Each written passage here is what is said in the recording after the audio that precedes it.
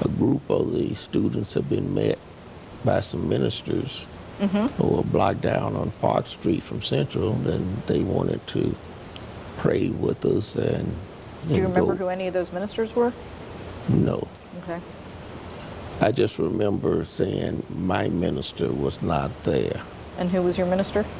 Maureen Webb Williams.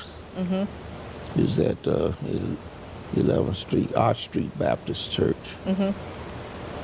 And I thought he would have been there, but he wasn't, because he was a member of the Ministerial Ministers Alliance. Ministerial Alliance. Yeah, he was a member of that alliance. And so I thought when they said they would be there to walk to school with us, that he would be there. But he didn't show up. They felt that if you were in the mob and you saw your minister, your pastor there, that you would be less likely to want to do something violent or crazy or against the scriptures, because, that would have a common effect. Their presence would have a common effect. The fact that they would know these people, they would know these mob members, they could keep them calm. Well, the way it happened, these mob people really were from out of town and somewhere else, like the governor had said. They didn't recognize any of their members there, didn't know anybody. And because they were with us, and then the news reporters and everybody behind them trying to stick cameras and microphones in our faces, we didn't realize what was actually going on in that mob. Sure. I could hear the noise, the name calling and stuff, but I didn't know that people were getting knocked down with sticks and bats and bricks and all that, and kicked while they were down. I didn't know that until I got home. My mother was on the front porch crying when we pulled up, and she just grabbed me.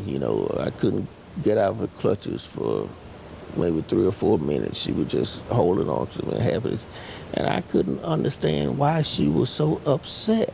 And then we went into the house, turned the television on, and I saw all these people get beat up on television. And, it turned out that there was a barrier of news people between the black students and the mob. And the mob was beating up these news people, trying to get to us, but they never did.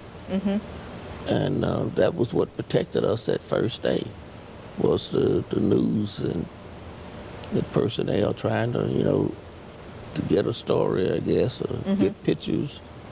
And I didn't realize it was so dangerous. The crowd was so mean and violent until I got back home. So again, I started thinking, well, the ministers met with us. None of us got hit. We got away safely. Didn't even know what was going on until we were safely home. I said, it must be a sign from God. So if he's with me, it's all right, I can go back tomorrow.